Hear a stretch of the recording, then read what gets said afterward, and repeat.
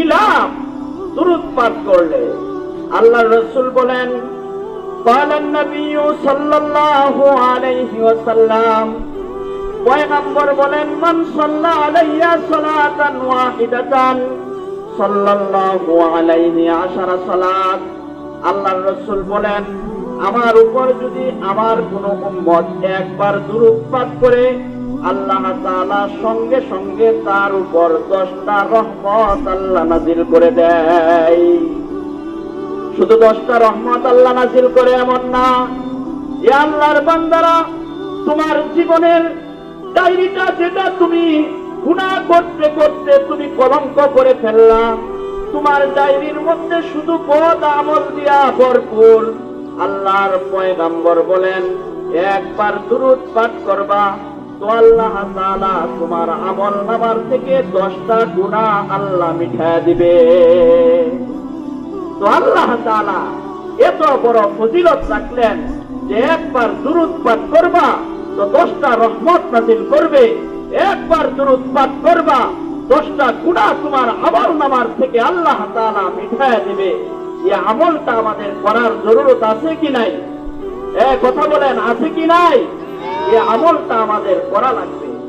নবী আলাইহিস সালাতু ওয়াস সালামের উপর যখন এই আয়াত নাযিল হয়ে যায় যে উম্মতকে আল্লাহ তাআলা নির্দেশ দান করলো যে তোমরা নবীর উপর দুরূদ পাঠ করো, এই নির্দেশ দান করার পরে নবী আলাইহিস সালাতু ওয়াস সালামের এক সাহাবী ছিলেন, নাম হলো তার উকবা ইবনে কাব। উকবা ইবনে কাব পয়গম্বরের কাছে আসেন, আসে বলেন, পয়গম্বর আমার, শুনতে পারলাম আপনার উপর দুরূদের আয়াত নাযিল হয়। ওগো পয়গম্বর, যদি আপনি দয়া করে একটু বলে দিতেন আমি কি পরিমাণ সময় আপনার উপর দুরূদ পাঠ করব, তাহলে আমি নিজের থেকে আপনার উপর দুরূদ পাঠ করতাম। পয়গম্বর তার আগ্রহ জানবার চাই, তাই পয়গম্বর নিজের কাছ থেকে কোনো কিছু বলেন না। বলল, ওগো উকবা ইবনে কাব, তুমি আমার বড় একজন সাহাবী, সব চাইতে বেশি মুহাব্বত তুমি আমাকে করো। ওগো উকবা ইবনে কাব, বলো না তুমি কি পরিমাণ সময় আমার উপর দুরূদ পাঠ করতে পারবা? পয়গম্বর যখন তাকে প্রস্তাব দিল, উকবা ইবনে কাব বলেন, ওগো পয়গম্বর, আমি খাবার দাবারের পরে যতটুকু সময় পাই, আমার সময়টাকে আমি 4 ভাগ করব। 4 ভাগ করে আমি 1 ভাগ সময় আপনার নামের উপর দুরূদ পড়ব।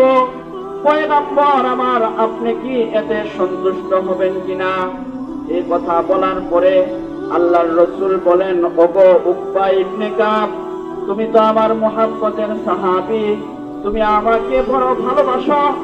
ও উকবা ইবনে কাব, তুমি যদি তোমার সময়টাকে আরেকটু বাড়াতে পারো, এটা তোমার জন্য হবে বড় মঙ্গলময় এবং কল্যাণকর। উকবা চিন্তা করলো, এই তো নবীকে খুশি করার সময় আমার, এখন নবীকে আমার খুশি করার সময়। তাই উকবা বলেন, ওগো পয়গম্বর আমার, প্রথম সিদ্ধান্ত নিয়েছিলাম 4 ভাগ করে 1 ভাগ সময় আপনার নামের উপর আমি দুরূদ পাঠ করব।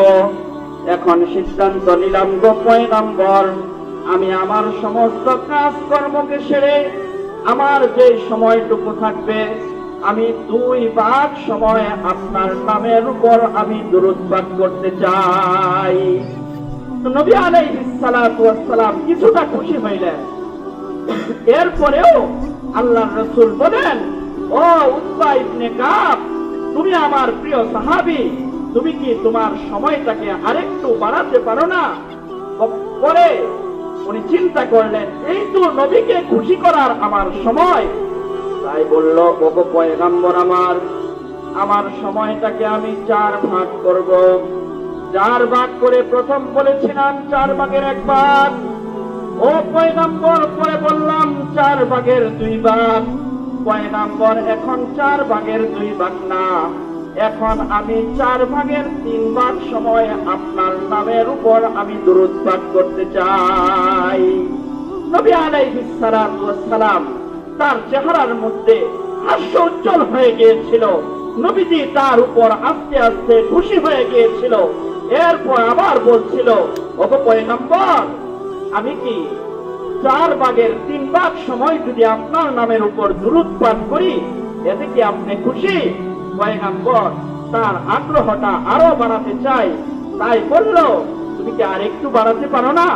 পরে বলল, ওগো পয়গম্বর আমার, 4/2 নয়, 4/1 নয়, 4/3 নয়, বরং আমি যতটুকু সময় জাগ্রত থাকি, আমার খাবার দাবার সেরে, আমার জরুরত সেরে, আমি যতটুকু সময় জাগ্রত থাকি, পুরা সময়টুকু আপনার নামের উপর আমি অক্ষ করে দিলাম।